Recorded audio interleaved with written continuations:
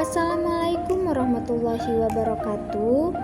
Halo teman-teman, perkenalkan saya Siani Arsyad. Nah, kalian pernah merasa terbebani setelah sebuah kejadian berat?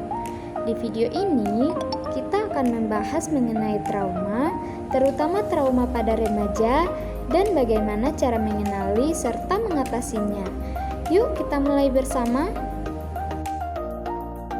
Trauma adalah respon emosional yang muncul ketika seseorang mengalami peristiwa yang sangat menegangkan atau menyakitkan. Bisa kejadian sekali atau berkali-kali. Reaksi ini bisa berupa rasa takut, sedih berlebihan, atau perasaan tidak aman. Bagi remaja, trauma bisa mengancam keselamatan yang menimbulkan gejala hingga menyebabkan depresi. Ada beberapa jenis trauma yang perlu kita ketahui. Yang pertama, trauma akut, di mana kejadian yang terjadi akibat satu peristiwa besar, misalnya kecelakaan, kehilangan, atau bencana alam. Yang kedua, trauma kronis, atau trauma yang muncul dari pengalaman buruk berulang, seperti pelecehan, bullying, atau kekerasan dalam waktu lama.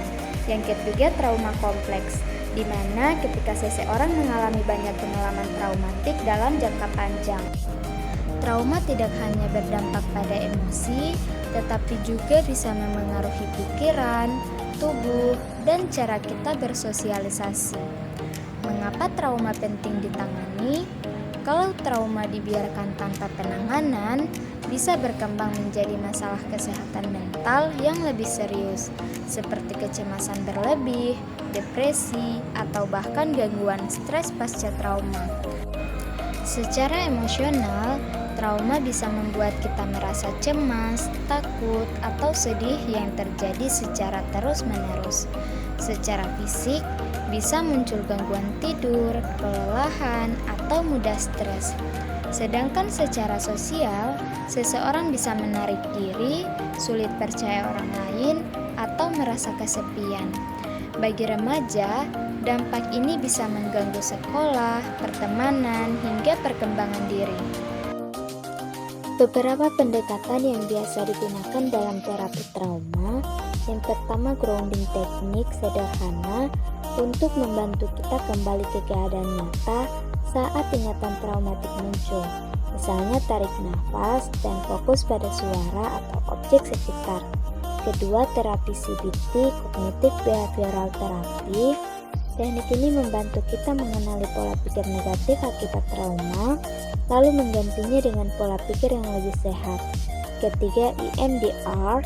Teknik ini membantu memproses ingatan traumatik secara aman. Keempat, psychoeducation. Teknik ini membantu mengurangi rasa bersalah atau malu. Teknik-teknik ini akan dipandu oleh profesional. Jadi jika kamu memutuskan untuk terapi, lakukan bersama konselor atau psikolog.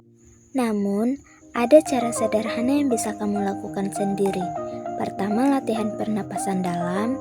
Tarik napas dalam 4 hitungan, tahan 2 hitungan, lalu hembuskan perlahan. Kedua, menulis jurnal. Curahkan perasaanmu di kertas. Ini bisa membantu melepaskan beban emosional. Ketiga, relaksasi seperti jalan santai, mendengarkan musik yang menenangkan, dan meditasi. Keempat, menjaga rutinitas, tidur yang cukup, makan sehat, olahraga ringan, dan tetap aktif secara produktif. Langkah-langkah ini membantu menenangkan pikiran dan tubuh ketika kamu merasa stres atau cemas. Pentingnya dukungan sosial dan profesional agar kamu tidak harus menghadapi trauma sendirian. Dukungan dari teman, keluarga, atau orang yang kamu percaya bisa sangat berarti. Jika kamu merasa beban itu terlalu berat, jangan ragu mencari bantuan profesional seperti konselor atau psikolog yang bisa memberikan panduan dan terapi yang sesuai dengan kondisimu. Memulihkan diri memang butuh waktu dan kesabaran, tapi setiap langkah kecil yang kamu lakukan itu berarti. Trauma tidak mendefinisikan dirimu, tapi bagaimana kamu memilih untuk bangkit yang menentukan masa depanmu. Pemulihan itu mungkin dan kamu tidak sendirian. Terima kasih sudah menonton, semoga video ini bermanfaat bagi teman-teman sekalian. Wassalamualaikum warahmatullahi wabarakatuh.